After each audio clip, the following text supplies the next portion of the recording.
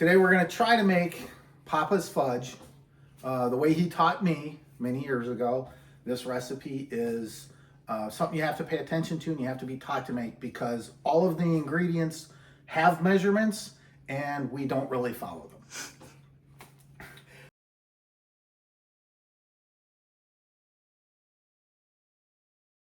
So we're going to start with 3 cups of sugar. This we do pretty close. They're kind of heaping maybe a little. 1,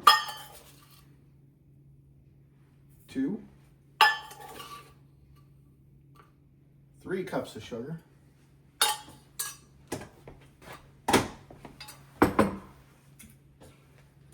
We're going to put in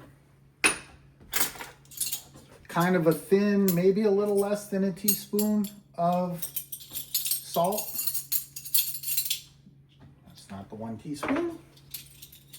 This is the 1 teaspoon. Maybe a little less, certainly no more. We don't want it salty. And then we're gonna put in 3, they call it tablespoons. I'm basically gonna heap them as much as I can, pretty much, of cocoa powder. Like that. 1. Like pretty much as you can get in there. 2.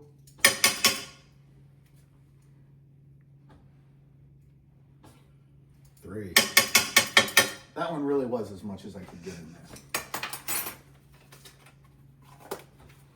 And then we'll mix these ingredients together just to get it all smooth and mixed up.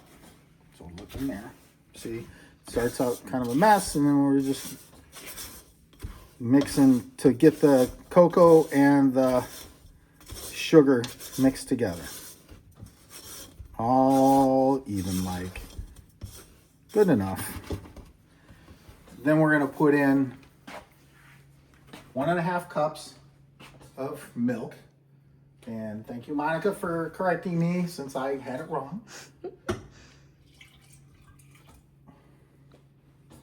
And it says 2 to 3 tablespoons of butter. I usually do 3, and I like to take it in little pieces and put it in there so they're kind of spread out. This doesn't need to be precise. We're going to use the rest of this stick later, so it all ends up in there somehow anyway.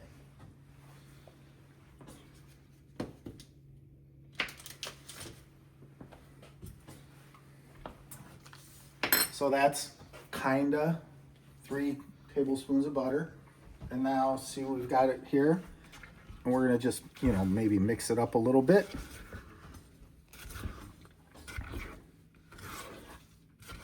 And then we'll turn on the heat. And we'll start it cooking. We're gonna wanna bring it up to a boil. And we're gonna, whoops, wrong burner. We're gonna bring it up to a boil. And we're gonna stir it just to make sure it mixes real nice when it comes to a boil. One of the most important keys to this stuff is as soon as it gets boiling, no more stirring at all. Don't touch it. We'll talk later about, the temperature it needs to get to and that kind of thing. But for now, I'm just gonna stir it while it heats up. It'll take it a few minutes to get to that boil.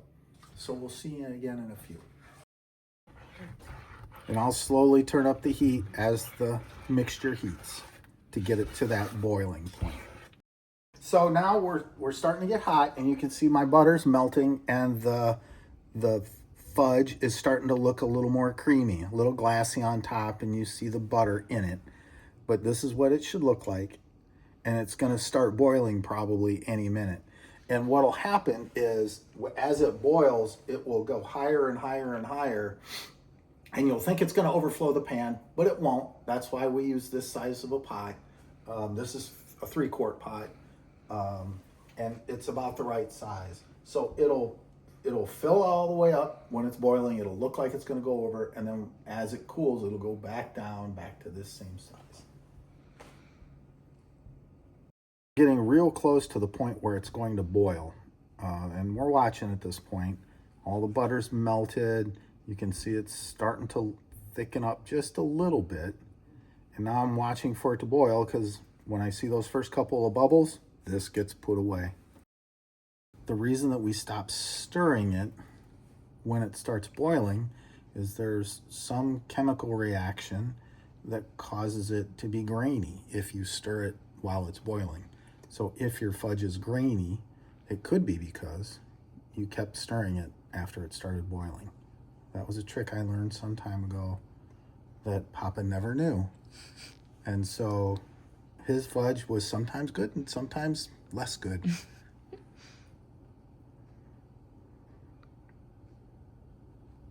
God, it even sounds like it's boiling. Mm-hmm.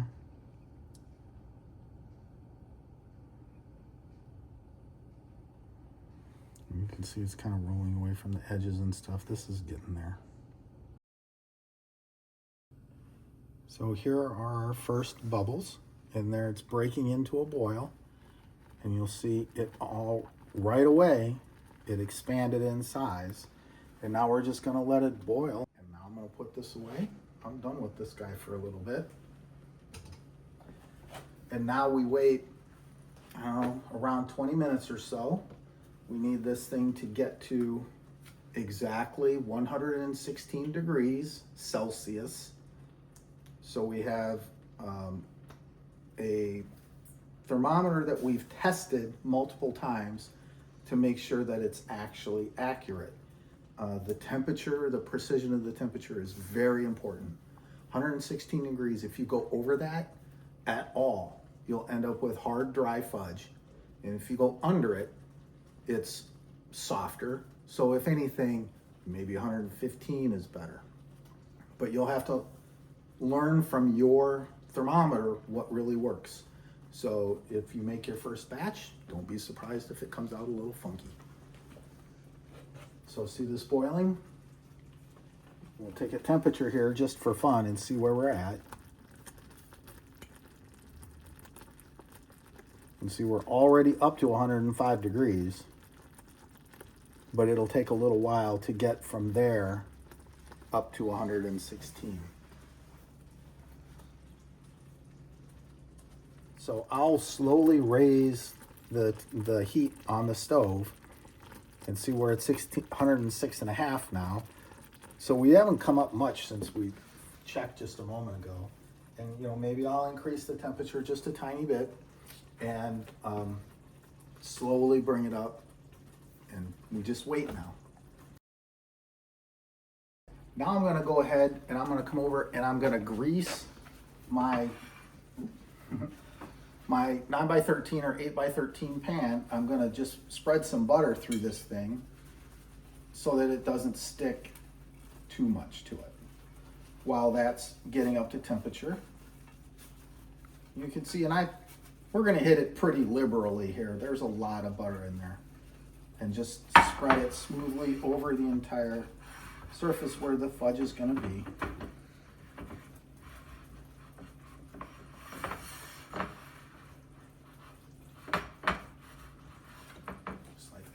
Set that aside. I also like to cut up my butter into chunks. This butter is going to go into it once this gets up to temperature. And I just like it to be small pieces so that it melts better. Because we're going to throw this and the peanut butter in there, and we're going to let it set for 10 minutes while the fudge cools a little and the peanut butter and the butter will melt. So I like to just cut it up in little chunks like that. We're getting ready to put it into the fudge. And the peanut butter too. When we measure this peanut butter, it says 3 heaping tablespoons. What it really means is as much peanut butter as you can possibly get. So a heaping tablespoon for this is gonna look like this. That's a heaping tablespoon of peanut butter for Papa's fudge. But we'll let that sit right there until we're ready for it in a few minutes. Okay, so now we're getting close. We want to take another temperature reading and see now We're up to 114. So we're getting very close, and you'll see that it's gone down in the level and it looks thicker and shinier. So it's cooked down quite a bit. We're up to 114.8, and even those little bits make a difference. You know, we're taking our temperature kind of in the middle of the fudge rather than the top or the bottom. And we're just cracking 115, getting close.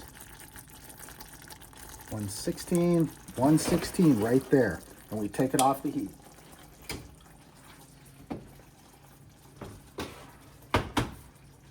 Now what we do is we put in our butter.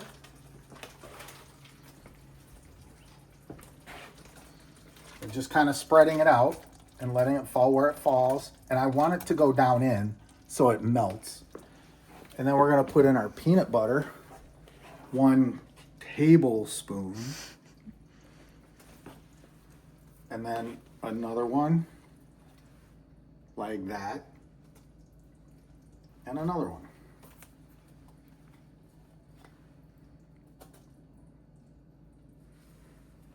And see, now they sank down in. And now we tell Alexa to give us 10-minute timer. Alexa, set a timer for 10 minutes. 10-minute timer started. When that completes, we're going to put in our vanilla, a little bit of cream of tartar, and then we're going to whip it. And once it gets kind of thick, then we'll pour it in the pan, and we're almost done. If you want to take a look, the butter is starting to melt and rising to the surface. The peanut butter is softening. It won't like melt and run into the system or anything, but it'll soften. This is what we want it to look like. Okay, so our Alexa alarm just went off. 10 minutes, more or less. Come see what it looks like. Looks pretty much like it did when we checked it in the middle. Really not much change. Now what we're gonna do is we're gonna whip in our vanilla and the cream of tartar and race to get it into the pan before it sets. So we're gonna use 1/8 of a teaspoon of cream of tartar, and this feels like something that should be fairly close to me. So that's kind of close. And then vanilla, shake your vanilla before you use it. It calls for 1 teaspoon. We're gonna call it 1 generous teaspoon, and then we're gonna go about like this. Kind of like that. Then we're gonna kind of slowly mix this so we don't splash it everywhere, but we're gonna end up wanting to whip it to try to get some air into it. And then what will happen is you'll feel it starting to set. And when it starts setting, it's time to get it in the pan. If you stir it 1 stroke too many, you'll end up with a brown rock in your pan. So see, now it's mixed and it's starting to get thick. And now I'm gonna turn the pan and I'm gonna whip it. Get a little bit of air in it and encourage it to get thick.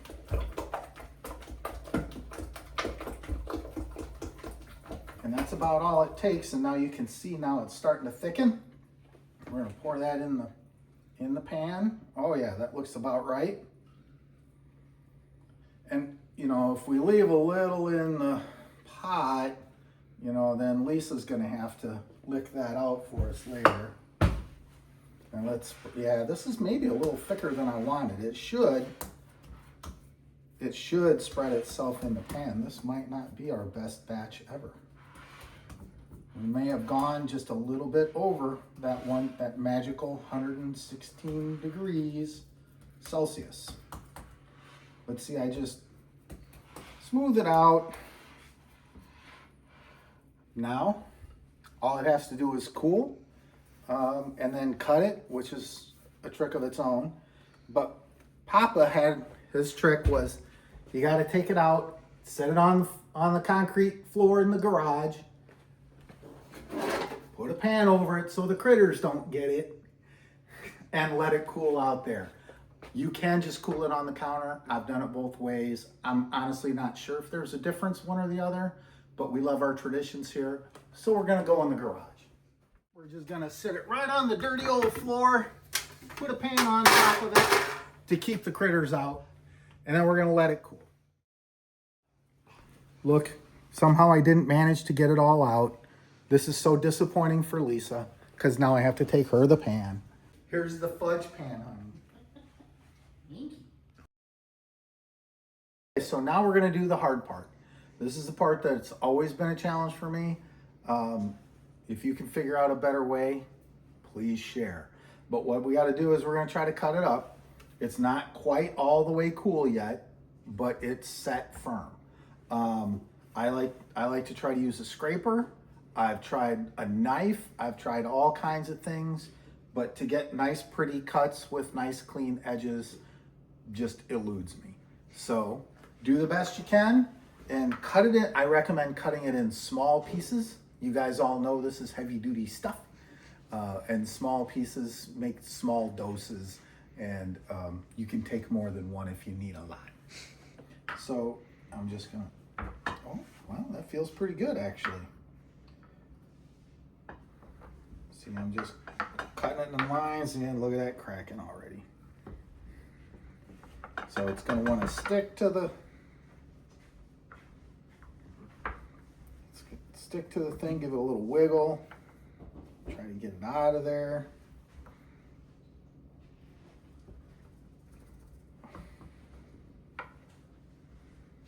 This is actually going better than I thought it would.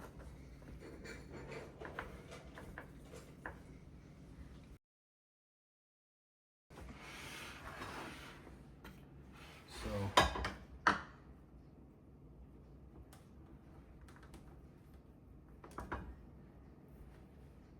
we can get some pieces out. Oh, look at that. That's not too bad. See? Little piece of fudge. Too small. Wow. It's warm and yummy.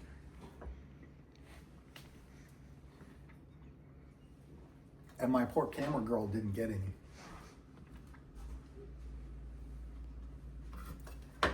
So it helps once you get that first row out.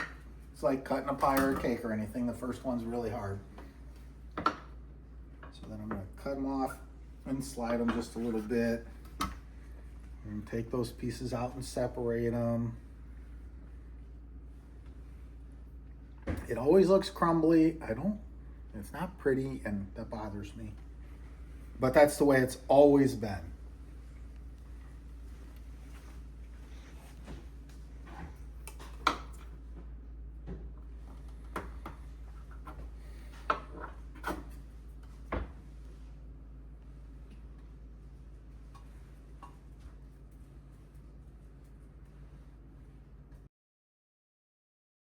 You can see what it looks like here when the pieces are all cut. You know, mine doesn't come out beautiful either. It's a little frayed on the edges and stuff. That's just, I guess, treats for whoever has to cut it. Now, I'm just gonna cover it up with some saran wrap, let it cool a little more, and then we'll put it in some packages and ship some to North Carolina maybe, send some to Holland, Ohio, or Wisconsin, wherever the family is at the time. So I hope you guys are able to reproduce this. Keep that legacy. This is the family fudge. Love it forever.